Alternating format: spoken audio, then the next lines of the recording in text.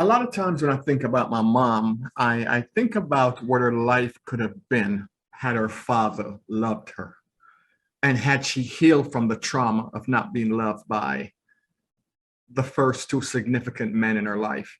So her father was supposed to love and protect her and provide for her, and he did anything but that. As a matter of fact, my mom's mom, my grandmother, died when my mom was very young. Maybe she was a year or maybe 2 years. So she didn't really know her mom. So the father went on to, marry this other woman, her stepmom, and he had children with the stepmother. And the stepmother obviously loved her kids, and the father also loved the stepmother kids. So my mom was that ugly duckling Cinderella type story where her father was just extremely abusive. She came up in an unloved, abusive household. And I'm sure that trauma had a lot to solidify the person she became. When she finally escaped from that situation, she ran smack into my dad, who, in my opinion, was even more abusive and was not capable of loving anyone, maybe himself. So she had this very, she just went from one abusive household to another, from her dad who abused her to my dad who abused her even more. And after my mom left Jamaica and came to the United States and was able to escape that situation of my abusive dad, she started working and could stand on her own and became independent. And she put an end to that situation. She never got any healing. She never had any help to heal from that trauma. And what my mom did was punish every other male that she had a relationship with, and she punished them for what my dad and her dad did. So she spent her entire life reliving this story. My mom would constantly tell the story about what my dad did to her. And I would say to her sometimes, Mommy, that was 30 years ago, 3 decades ago. You need to let that go. She went to the church, and my mom went to the church religiously, no pun intended, every Sunday. And they gave her absolutely no tools to heal. It's just put 10% in the plate and Jesus will take care of the rest. And if you have a little something for the building fund, he will love you even more. So my mom was going to church religiously every Sunday, got promoted in the church. I think she became an evangelist, but she never healed. I remember one time I was visiting her in New Jersey, and I was in my bedroom and I heard my mom yelling, screaming at the dog. And I'm like, oh my, what the hell did the dog do now? So I was about to get up and run out my room to see what was going on. And it dawned on me, wait a minute, we don't have a dog. And we never had a dog, not since we came to the United States. Oh, she's screaming at her man. And my mom just kept punishing men for the stuff that my dad did.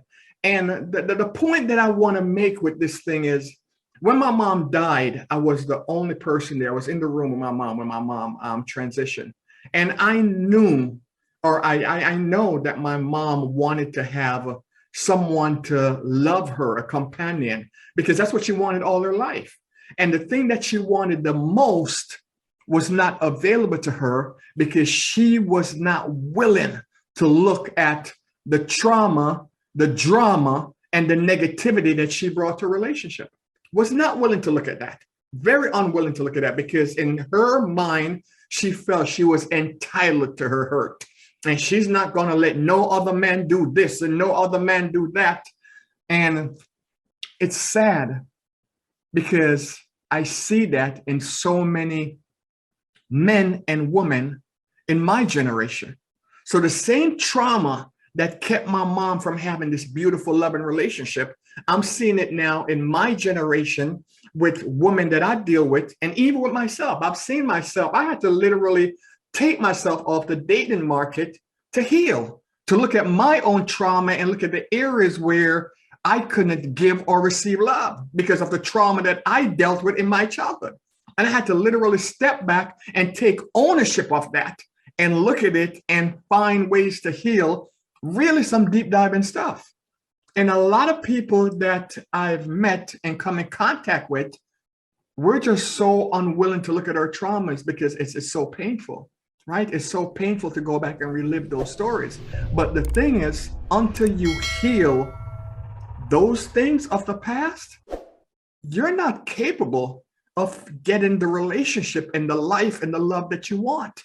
Because even if it found you, because several times it looked like it found my mom, but she was not capable of maintaining that because she kept playing everything out through this projection of hurt and being unhealed and guarded. I'm only going to give but so much, because if this guy hurt me, he can only hurt me but so much. So she came into the relationship limited and guarded, and that's what she got. And I've seen it in my own life where I came in limited and guarded, and that's all I got. That's all I ever received.